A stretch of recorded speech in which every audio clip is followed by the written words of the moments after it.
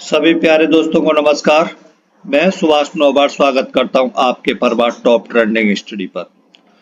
प्यारे दोस्तों, आज है 8 फरवरी 2024।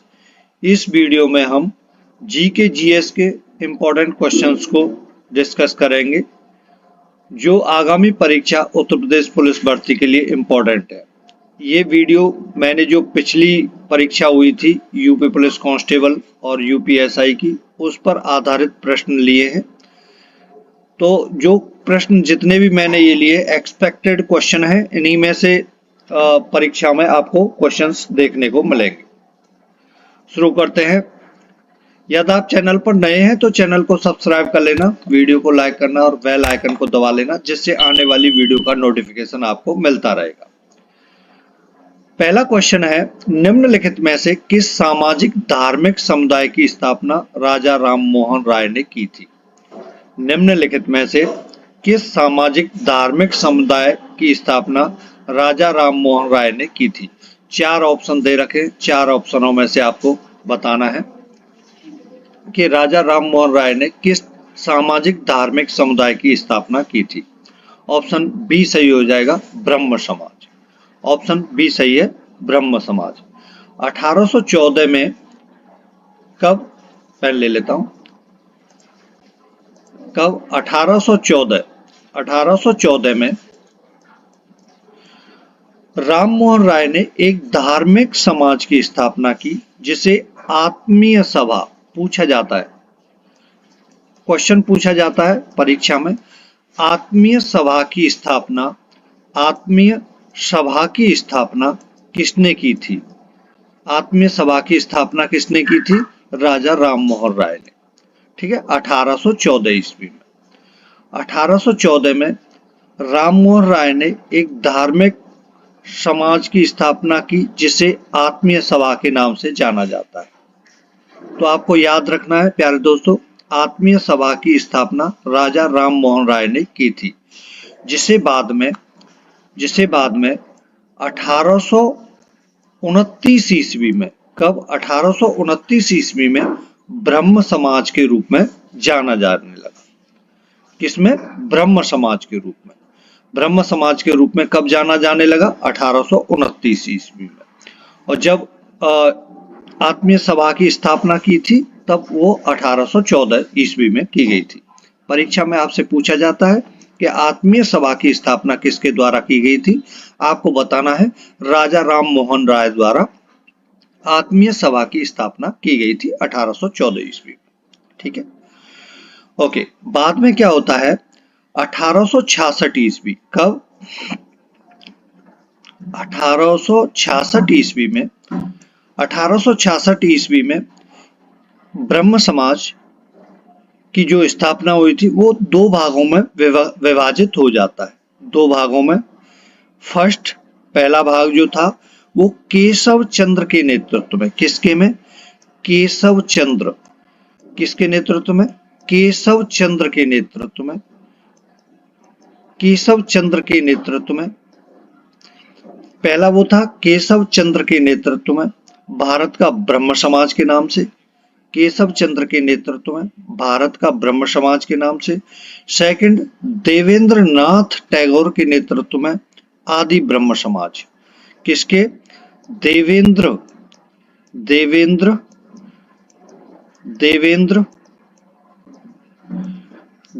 नाथ टैगोर,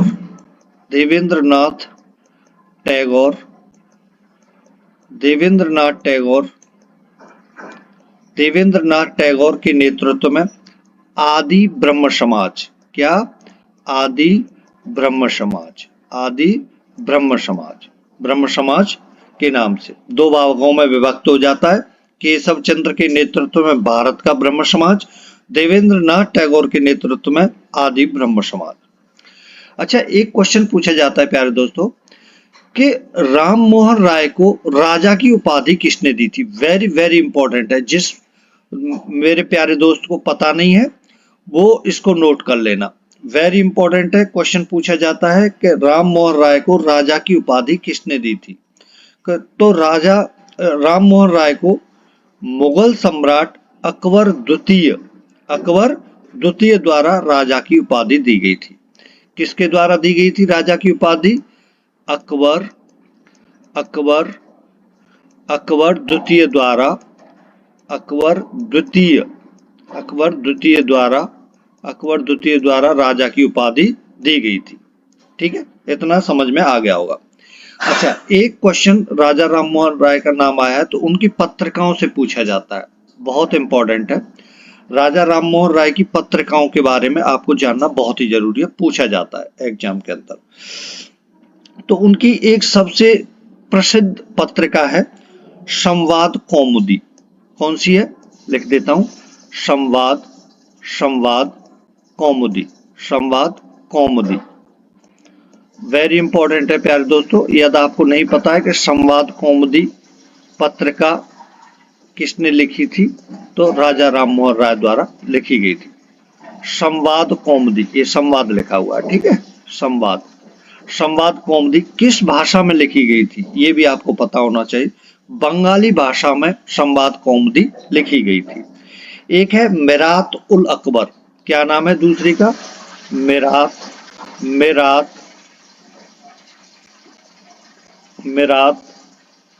उल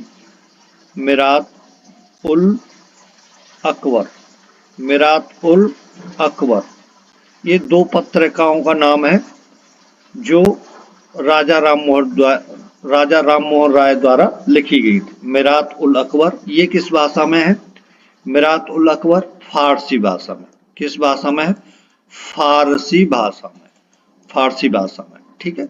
और ये संवाद कौमुदी किस में है? बंगाली भाषा में, ठीक है, बंगाली भाषा में। जितने भी क्वेश्चन बन सकते हैं राजा राममोहन राय से संबंधित, वो सभी मैंने आपको बता दिए, ठीक है। एक आया है इसमें नाम, ये भी इंपॉर्टेंट है, प्रार्थना समाज की स्थापना किसने की थी? ये क्वेश्चन पूछा जाता है। प्रार्थना समाज की स्थापना किसने की थी? प्रार्थना समाज की स्थापना आत्माराम पांडुरंग ने की थी। किसने? आत्माराम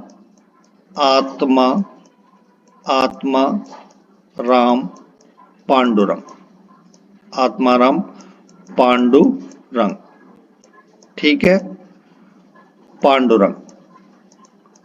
आत्माराम पांडुरंग ने प्रार्थना समाज की स्थापना की थी। कब की थी? 1867 ईस्वी में, ठीक है, 1867 ईस्वी में प्रार्थना समाज की स्थापना आत्माराम पांडुरंग द्वारा की गई थी। प्रार्थना समाज ने महाराष्ट्र के पुनर्जागरण में बहुत महत्वपूर्ण भूमिका निभाई थी, आपको ये ध्यान रखना है। प्रार्थना समाज ने महाराष्ट्र के पुनर्जागरण में बहुत महत्वपूर्ण भूमिका निभाई थी। एक नाम आया है आर्य समाज।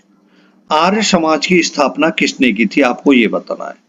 आर्य समाज की स्थापना पूछा जाता है, आर्य समाज की स्थापना किसने की थी? आर्य समाज की स्थापना स्वामी दयानंद सरस्वती जी ने की थी। किसने की थी? स्वामी दयानंद सरस्वती, स्वामी दयानंद सरस्वती द्वारा की गई थी। दयानंद सरस्वती द्वारा की गई थी, है ना। कब की गई थी?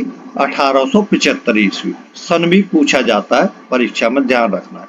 1875 ईस्वी में की गई थी, ठीक है। ये प्रश्न खत्म होता है। सेकंड क्वेश्चन है, भारतीय संविधान का कौन सा अनुच्छेद सार्वजनिक रोजगार के मामलों में अवसर की समानता से संबंधित है? भारतीय संविधान का कौन सा अनुच्छेद सार्वजनिक रोजगार के मामलों में अवसर की समानता से संबंधित है? 4 ऑप्शन दे रखे हैं, 4 ऑप्शनों में से आपको बताना है। ऑप्शन सी सही हो जाएगा, अनुच्छेद 16। अनुच्छेद 16 का क्लॉज 1 क्या बोलता है कि राज्याधीन नौकरियों या पदों पर नियुक्ति के संबंध में सब नागरिकों के लिए अवसर की समानता होगी। दोबारा बता देता हूं, अनुच्छेद 16 का क्लॉज 1 क्या बोलता है? राज्याधीन नौकरियों या पदों पर नियुक्ति के संबंध में नागरिकों के लिए अवसर की समानता होगी, ठीक है। ये तो आर्टिकल 16 सही हो जाएगा। अपना। अच्छा, एक है आर्टिकल 22। आर्टिकल 22 किससे संबंधित है? गिरफ्तार व्यक्ति के लिए कौन कौन से मौलिक अधिकार हैं, यह बताता है। अनुच्छेद 22 क्या बताता है कि गिरफ्तार व्यक्ति के लिए कौन कौन से मौलिक अधिकार हैं। जैसे बात की जाए आपको समझने के लिए, जैसे क्या कोई गिरफ्तारी के समय व्यक्ति यह जान सकता है कि गिरफ्तारी किस कारण से की जा रही है। ठीक है, कोई व्यक्ति गिरफ्तार हो सकता है तो उसे ये जानने का अधिकार है कि मुझे किस लिए गिरफ्तार किया जा रहा है। ये आर्टिकल 22 में लिखा गया। एक आया है आर्टिकल 18, अनुच्छेद 18। अनुच्छेद 18 इंपॉर्टेंट है, सभी आर्टिकल इंपॉर्टेंट है, कोई भी इनमें से पूछा जा सकता है आपको। ठीक है, इसलिए सबको बता रहा हूं। आर्टिकल 18 उपाधियों का अंत। क्या है? उपाधियों का उपाधियों का अंत। आर्टिकल 18 है उपाधियों का अंत। ठीक, ओके। अब बात आती है, एक और बच गया, अनुच्छेद 12। अनुच्छेद 12 राज्य की परिभाषा से संबंधित है। राज्य की परिभाषा से संबंधित है आर्टिकल 12। अगले क्वेश्चन की बात करें, पंचायत चुनाव कराने का निर्णय निम्नलिखित में से किसके द्वारा लिया जाता है? चार ऑप्शन दे रखे हैं। चार ऑप्शनों में से आपको बताना है कि पंचायत चुनाव कराने का निर्णय निम्नलिखित में से किसके द्वारा लिया जाता है, आपको बताना है। ऑप्शन बी सही है, राज्य चुनाव आयोग द्वारा। राज्य चुनाव आयोग द्वारा। अच्छा, आपसे आर्टिकल पूछ लिया जाता है कि किस अनुच्छेद में है ये, तो किस अनुच्छेद में है? यह 243 के 243 के का खंड 1। ठीक है, इसके अंतर्गत राज्य चुनाव आयोग किसका? पंचायत चुनाव का कराने का निर्णय लेते हैं। ठीक है, आर्टिकल कौन से किस में है? 243 के का क्लॉज 1। ठीक, नेक्स्ट क्वेश्चन की बात करें, निम्न में से किस मुगल शासक का मकबरा भारत से बाहर बना है? प्यारे दोस्तों, आपको बताना है निम्न में से किस मुगल शासक का मकबरा भारत से बाहर बना है। चार ऑप्शन दे रखे, चार ऑप्शनों में से आपको बताना है। ऑप्शन बी सही है, जहांगीर। अपना कौन सा आंसर सही हो जाएगा? जहांगीर का मकबरा भारत से बाहर बना हुआ है। कहाँ बना हुआ है जी? मतलब भारत से बाहर तो बना हुआ है जहांगीर का मकबरा, लेकिन बना कहाँ है? जहांगीर का मकबरा लाहौर के शाहदरा में बना हुआ है। कहाँ? लिख देता हूं,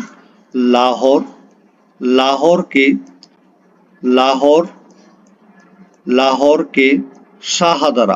कौन सी जगह है? शाहदरा में बना हुआ है।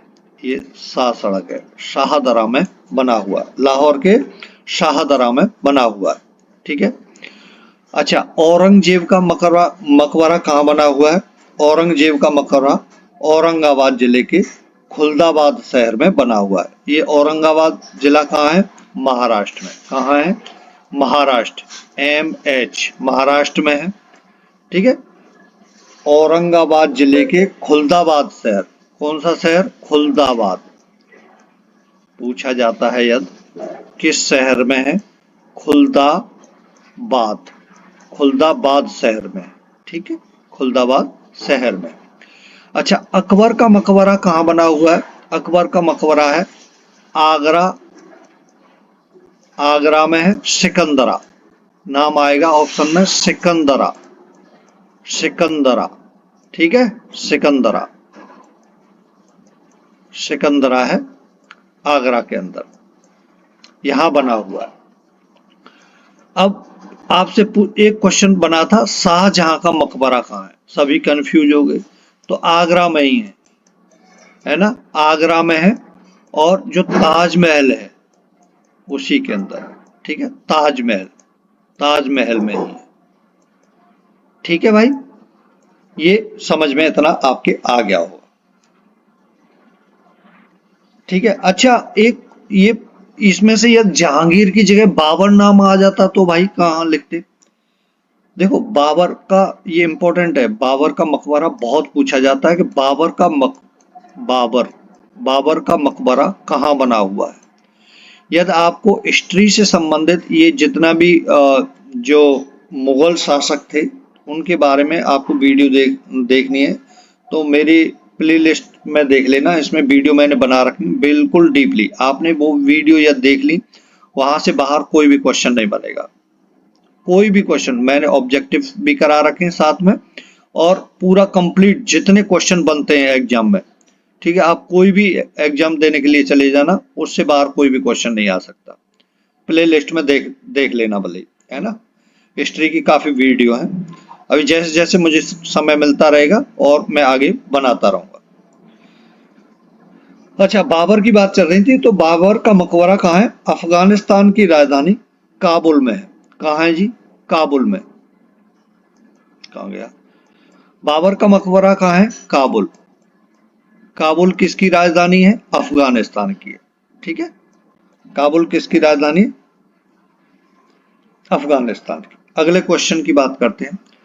1950 में भारतीय संविधान में मूल रूप से कितने मौलिक अधिकार शामिल किए गए थे? प्यारे दोस्तों, आपको बताना है 1950 में भारतीय संविधान में मूल रूप से कितने मौलिक अधिकार शामिल किए गए थे। चार ऑप्शन दे रखे हैं, चार ऑप्शन में से ऑप्शन सी सही है कि उस समय 1950 में भारतीय संविधान में मूल रूप से कितने मौलिक अधिकार थे? 7 थे। लेकिन अभी कितने हैं? प्रेजेंट में कितने हैं? प्रेजेंट में है 6। एक कहाँ चला गया भैया? एक कहाँ चला गया? एक को क्या किया? 44वां संविधान संशोधन होता है। 44वां संविधान संशोधन होता है। कब होता है? 1978 ईस्वी में 44वां संविधान संशोधन होता है 1978 में। आपको सन याद रखने पूछ लिया जाता है 44वां संविधान संशोधन कब हुआ था, तो कब हुआ था? 1978 ईस्वी में 44वां संविधान संशोधन होता है 1978 ईस्वी में। उसमें जो संपत्ति के अधिकार को हटा दिया गया और एक कानूनी अधिकार उसे बना दिया गया 300A। कानूनी अधिकार बना दिया गया 300A, ठीक है। संपत्ति के अधिकार को हटा करके कानूनी अधिकार, उसको जो मौलिक अधिकार था संपत्ति का, उसको हटा के उसे कानूनी अधिकार बना दिया गया। कौन सा? कानूनी अधिकार बना दिया गया 300A, ठीक है। अच्छा, अभी जो 6 मौलिक अधिकार हैं वो कौन कौन से हैं उनकी बात करें। पहला है आर्टिकल 14 से 18 तक समानता का अधिकार। कौन सा है? समानता का अधिकार। आपसे ये पूछ लिया जाता है कि समानता का अधिकार किस आर्टिकल से किस आर्टिकल तक है, तो आर्टिकल 14 से आर्टिकल 18 तक समानता का अधिकार है। आर्टिकल 19 से 22 मतलब अनुच्छेद 19 से 22 तक स्वतंत्रता का अधिकार है। शोषण के विरुद्ध अधिकार अनुच्छेद 23-24 और धार्मिक स्वतंत्रता का अधिकार अनुच्छेद 25 से 18। सांस्कृतिक एवं शैक्षिक अधिकार अनुच्छेद 29-30 और संवैधानिक उपचारों का अधिकार अनुच्छेद 32। जिस दोस्त ने ये अधिकार नहीं पढ़ रखे हैं इनको पढ़ लेना, ठीक है। सबको यहाँ से क्वेश्चन हर एग्जाम में आता ही आता है। जितने मौलिक अधिकार हैं सबको याद कर लेना, है ना। अनुच्छेद 14, 15, 16 आप बोलते हैं तो मैं इसके लिए एक वीडियो बना दूंगा, कल की छुट्टी है उसमें बना दूंगा कि अनुच्छेद 14 से लेकर जितने मौलिक अधिकार हैं और डीपीएसपी हैं वो इंपॉर्टेंट है। इन दोनों की वीडियो बनाएंगे अलग अलग, है ना। बहुत पूछे जाते हैं एग्जाम में और आपके एग्जाम में भी आएंगे, यहां से आना ही आना है दोनों से प्रश्न, ध्यान रखना। ओके, अगला क्वेश्चन है भारत में केंद्र सरकार के खिलाफ अविश्वास प्रस्ताव। आगे क्या आएगा? 4 ऑप्शन दे रखे हैं। भारत में केंद्र सरकार के खिलाफ अविश्वास प्रस्ताव, 4 ऑप्शन दे रखे हैं। 4 ऑप्शन में से आप पढ़ लो आराम से, 5 सेकंड आपको मिलते हैं, पढ़ लिया होगा। ऑप्शन बी सही हो जाएगा, ऑप्शन बी सही है। भारत में केंद्र सरकार के खिलाफ अविश्वास प्रस्ताव केवल लोकसभा में प्रस्तुत किया जा सकता है। कहाँ? ऑप्शन बी सही है, केवल लोकसभा में प्रस्तुत किया जा सकता है। अविश्वास प्रस्ताव लाने के लिए सदन के स्पीकर को अविश्वास प्रस्ताव लाने के लिए लोकसभा के जो सदन के स्पीकर हुए हैं उनको प्रस्ताव दिया जाता है। स्पीकर को प्रस्ताव दिया जाता है जिसे न्यूनतम 50 सदस्यों द्वारा समर्थन दिया जाता है। कितने? कम से कम मिनिमम कितने होने चाहिए? मिनिमम होने चाहिए 50 सदस्य। कितने होने चाहिए? 50 सदस्य मिनिमम। यहाँ से क्वेश्चन बनता है कि मिनिमम कितने सदस्य होने चाहिए, तो 50 सदस्य होने चाहिए। पहले तो सबसे पहली बात आपको ये पता होना चाहिए कि अविश्वास प्रस्ताव के लिए कहाँ लोकसभा में प्रस्तुत किया जाता है। अविश्वास प्रस्ताव को कहाँ प्रस्तुत किया जाता है? लोकसभा के अंदर। और अविश्वास प्रस्ताव लाने के लिए मिनिमम कितने कैंडिडेट वो करेंगे? 50 करें। ठीक है, कितने करेंगे? 50 सदस्यों का समर्थन मिलना चाहिए। कम से मिनिमम 50 सदस्य होंगे, वो ही दूसरी पार्टी मतलब सरकार को गिराने के लिए प्रस्तुत करेंगे, समर्थन को देंगे। किसको? स्पीकर को। स्पीकर सदन में प्रस्ताव पर चर्चा करने के लिए 10 दिनों के भीतर का समय देंगे। क्या करेंगे? मतलब लोकसभा में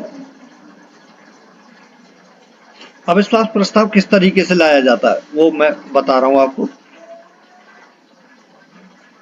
कि स्पीकर सदन में प्रस्ताव पर चर्चा करने के लिए 10 दिनों के भीतर का समय देते हैं। उसके बाद क्या होता है? चर्चा के बाद मतदान होता है। मतदान के बाद क्या होता है? अगर सदन में अविश्वास प्रस्ताव पास हो जाता है तो मंत्रिपरिषद को पूरा इस्तीफा देना। बोलते हैं ना सरकार गिर गई, तो वो सरकार गिर जाती है। ठीक है। नेक्स्ट क्वेश्चन है 2013-14 तक भारत की राष्ट्रीय आय में कृषि का योगदान कितना था? ये क्वेश्चन पूछा गया था। ठीक है, 2013-14 तक भारत की राष्ट्रीय आय में कृषि का योगदान आपको बताना है कितना था। तो ऑप्शन बी सही है, 13.9%। 13.9%। नेक्स्ट क्वेश्चन है निम्नलिखित में से कौन सा भारत में सार्वजनिक क्षेत्र का बैंक है? आपको बताना है प्यारे दोस्तों, निम्नलिखित में से कौन सा भारत में सार्वजनिक क्षेत्र का बैंक है? 4 ऑप्शन दे रखे। ऑप्शन डी सही है, यूको बैंक।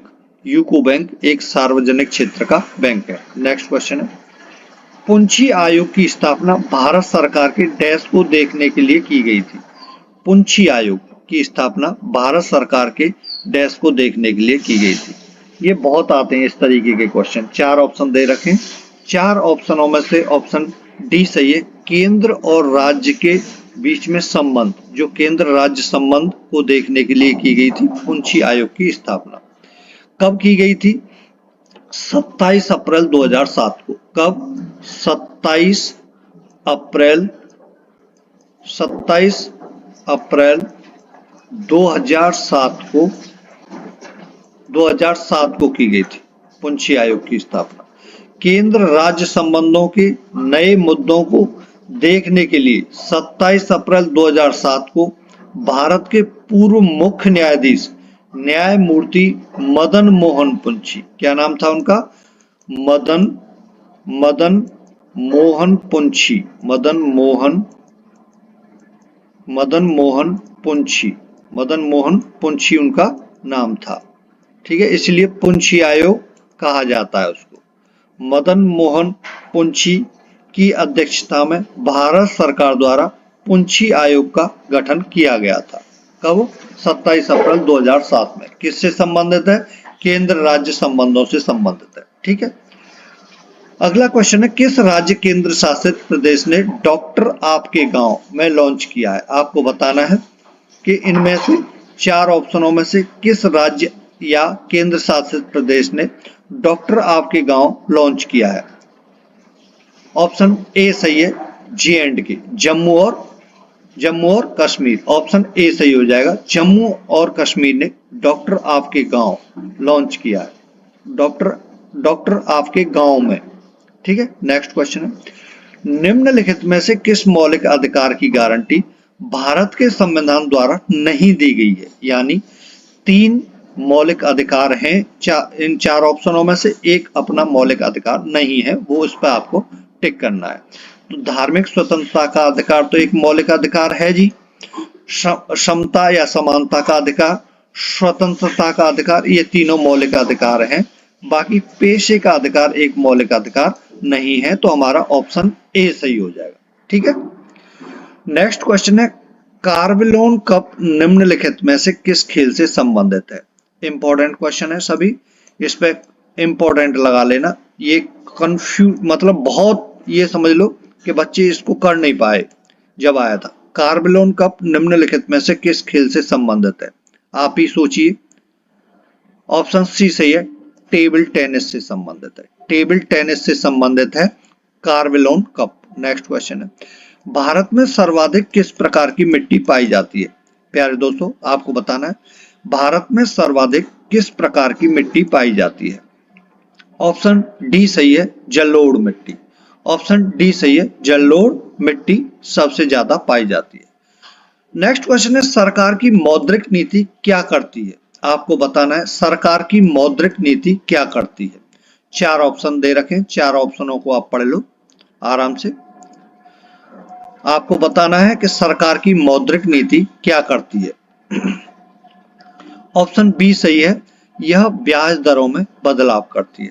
सरकार की मौद्रिक नीति ब्याज दरों में बदलाव करती है। नेक्स्ट क्वेश्चन है, एस्किमो किस भौगोलिक क्षेत्र से संबंधित है? एस्किमो किस भौगोलिक क्षेत्र से संबंधित है? चार ऑप्शन में से ऑप्शन बी सही है, ध्रुवीय क्षेत्र से संबंधित है एस्किमो।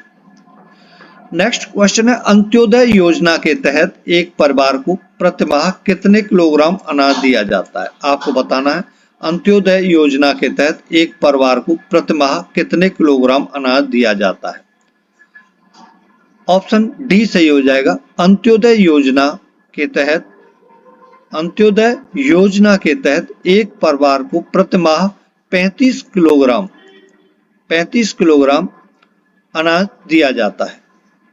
नेक्स्ट क्वेश्चन है, निम्नलिखित में से किस अधिनियम ने प्रांतीय स्तर पर द्वैध शासन प्रणाली को त्याग दिया और लोकप्रिय रूप से निर्वाचित प्रांतीय विधायकों के उद्गम की अनुमति दी? आपको चार ऑप्शनों में से बताना है ऐसा इनमें से कौन सा अधिनियम है। चार ऑप्शनों में से ऑप्शन सी सही है, भारत सरकार अधिनियम 1935। बहुत इंपॉर्टेंट है, भारत सरकार अधिनियम 1935।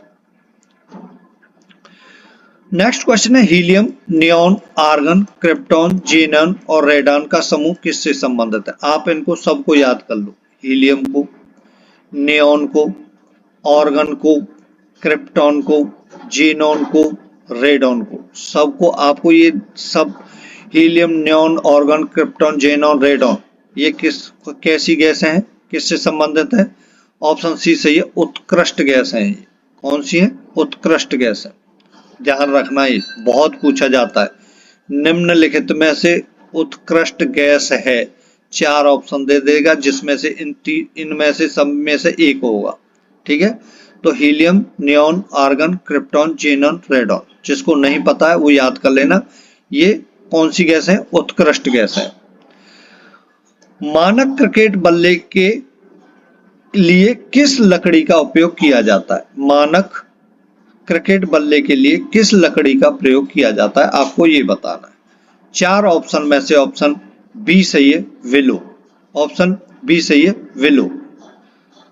नेक्स्ट क्वेश्चन है, बच्चों के लिए मध्याह्न भोजन योजना शुरू करने वाला पहला राज्य कौन सा था?